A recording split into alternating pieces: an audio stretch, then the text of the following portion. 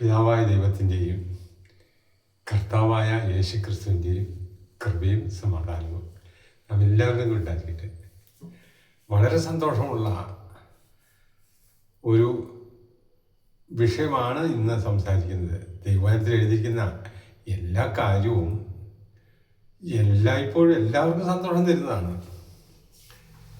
എന്നാൽ ഇന്ന് സംസാരിക്കുന്നത് അല്പം ചിന്തിക്കാൻ ഇടയാകുന്ന വിഷയമാണ്. എന്താണെങ്കിലും എൻ്റെ മാനുഷികമായ ആലോചനയിൽ നിന്നൊന്നുമല്ല സംസാരിക്കുന്നത്. ദൈവവചനത്തിൽ എഴുതിയിരിക്കുന്ന കാര്യം അങ്ങനെ തന്നെ സംസാരിക്കുന്നു എന്ന് മാത്രമേ ഉള്ളൂ. അപ്പോൾ ദൈവം നമ്മെ അനുഗ്രഹിക്കട്ടെ. നമുക്ക് ശ്രദ്ധിക്കാം. യോഹന്നാന്റെ 1-ാം ലേഖനം 3-ാം അധ്യായം 1 മുതലുള്ള വാക്യങ്ങൾ ഇങ്ങനെയാണ് പറയുന്നത്. കാൺമീൻ, നാം ദൈവ മക്കൾ എന്ന് വിളിക്കപ്പെടുവാൻ നമ്മുടെ പിതാവായ ദൈവം എത്രയധികമായി നമ്മെ സ്നേഹിക്കുന്നു. പിതാവിനെ ലോകം അറിയുന്നില്ല. അപ്രകാരം തന്നെ ദൈവത്തിന് ജനിച്ച ദൈവമക്കളെയും ലോകം അറിയുന്നില്ല. നാം വാസ്തവത്തിൽ ദൈവമക്കളാണ് താനും. എന്നാൽ നാം എന്തായി തീരുമെന്ന് ഇതുവരെ പ്രത്യക്ഷമായിട്ടില്ല. നമ്മുടെ കർത്താവായ യേശുക്രിസ്തു പ്രത്യക്ഷനാകുമ്പോൾ നമ്മുടെ കർത്താവ് എങ്ങനെ ഇരിക്കുന്നുവോ നമ്മൾ അങ്ങനെ ആയിത്തീരും. അഥവാ നമ്മൾ സമ്പൂർണമായും യേശുക്രിസ്തുവിനോട് സദൃശനായിത്തീരും. ഈ പ്രത്യാശയുള്ളവർ നമ്മുടെ കർത്താവ് നിർമ്മലനായിരിക്കുന്നത് പോലെ നമ്മൾ നിർമ്മലീകരിക്കപ്പെടണം. നമ്മൾ തന്നെ നമ്മളെ നിർമ്മലീകരിച്ച് ജീവിക്കണം. എല്ലാ ധർമ്മവും ഭാവമാണ്. യേശുക്രിസ്തു ലോകത്തിൽ വന്നത് പാപത്തെ നമ്മളിൽ നിന്ന് നീക്കിക്കളയാനാണ്. യേശുക്രിസ്തു പാപമില്ല. നാം ദൈവത്തിൽ വസിക്കുന്നു അല്ലെങ്കിൽ ക്രിസ്തു വസിക്കുന്നു എന്ന് പറയുന്നു എങ്കിൽ, അഥവാ ദൈവത്തിൽ ജനിച്ചവനാണെങ്കിൽ നമുക്ക് പാപം ചെയ്യാൻ സാധ്യമല്ല. നമ്മൾ പാപമില്ല.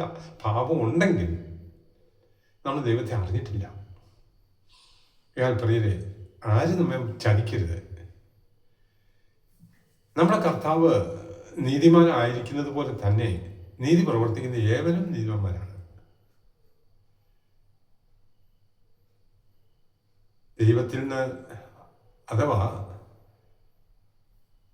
പാപം ചെയ്യുന്ന എല്ലാവരും പിശാചിന്റെ മക്കളാണ്. പിശാച് ആദ്യം മുതലേ പാപം ചെയ്യുന്നു. പിശാചിന്റെ പ്രവൃത്തികളെ അഴിക്കാനായിട്ടാണ് യേശുക്രിസ്തു ലോകത്തിൽ വന്നത്. ദൈവത്തിൽ നിന്ന് ജനിച്ച ഒരു മനുഷ്യനും പാപം ചെയ്യുന്നില്ല. 3-ാം അധ്യായം 9-ാം വാക്യമാണ്. ദൈവത്തിന്റെ വിത്ത് അവനിലിരിക്കുന്നു. അതിനാൽ തന്നെ അവന് പാപം ചെയ്യാൻ സാധിക്കുന്നതേ അല്ല. അതിനാൽ ദൈവത്തിൻ്റെ മക്കളാരെന്നും പിശാചിൻ്റെ മക്കളാരെന്നും ഇതിനെ തിരിച്ചറിയാം. അപ്പോൾ വീണ്ടും ഇതേ ലേഖനം തന്നെ 5-ാം അധ്യായത്തിന്റെ 18-ാം വാക്യം പറയുന്നത്, ദൈവത്തിൽ നിന്ന് നാം ജനിച്ചിരിക്കുന്നുവെന്ന് നാം അറിയുന്നു. ദൈവത്തിൽ ജനിച്ചവൻ ആരും ഒരിക്കലും പാപം ചെയ്യുന്നില്ല.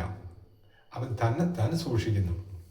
എന്ന് വെച്ചാൽ ദൈവത്തിൻ്റെ മക്കളായിരിക്കുന്ന നീതിയോടെ ജീവിക്കാൻ ഇഷ്ടപ്പെടുന്നവർ പാപത്തിൻ്റെ സാഹചര്യങ്ങളിൽ നിന്നെല്ലാം ഒഴിവായി പോകുന്നു, ഓടി മറയുന്നു.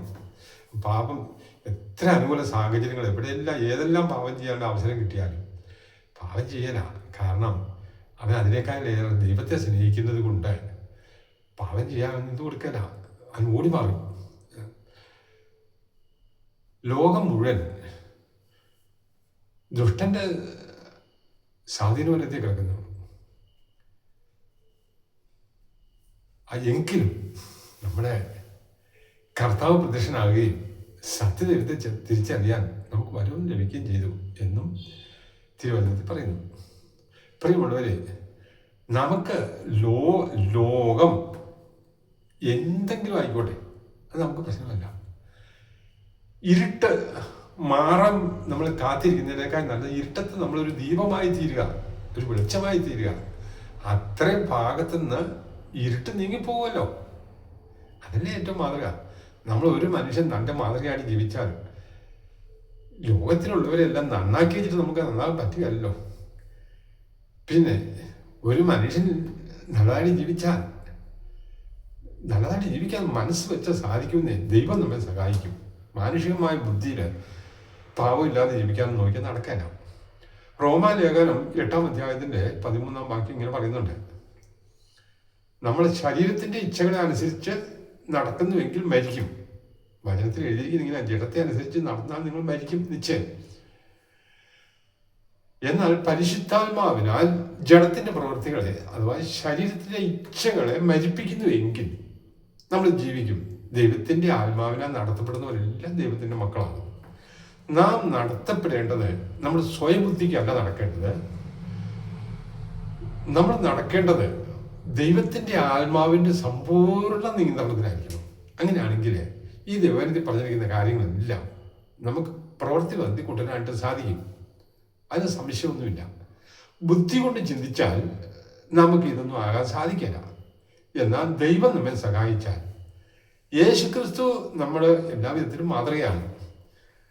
യേശുക്രിസ്തു ലോകത്തിൽ ജീവിച്ച് കാണിച്ചെന്ന മാതൃക പ്രകാരം നമുക്ക് ജീവിക്കാം. പത്രോസിന്റെ ലേഖനം 1-ാം ലേഖനത്തിൽ 1:14 പറയുന്നത്, അവിടുന്ന് വിശുദ്ധനായിരിക്കുന്നത് പോലെ നമ്മൾ വിശുദ്ധനായിരിക്കണം.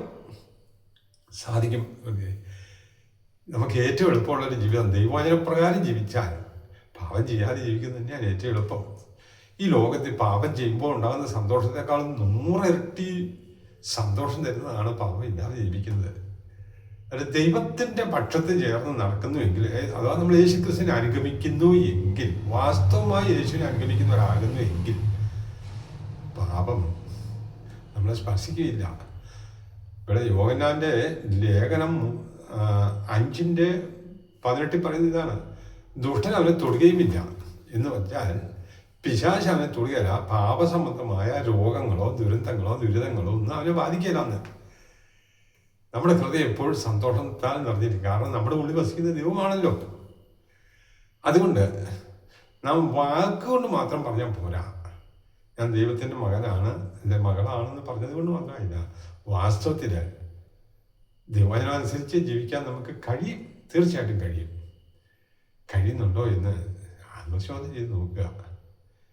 ഈ വചനങ്ങളെ ദൈവമായ കർത്താവ് നമ്മെ ഓരോരുത്തരെ ധാരാളമായി അനുഗ്രഹിക്കട്ടെ.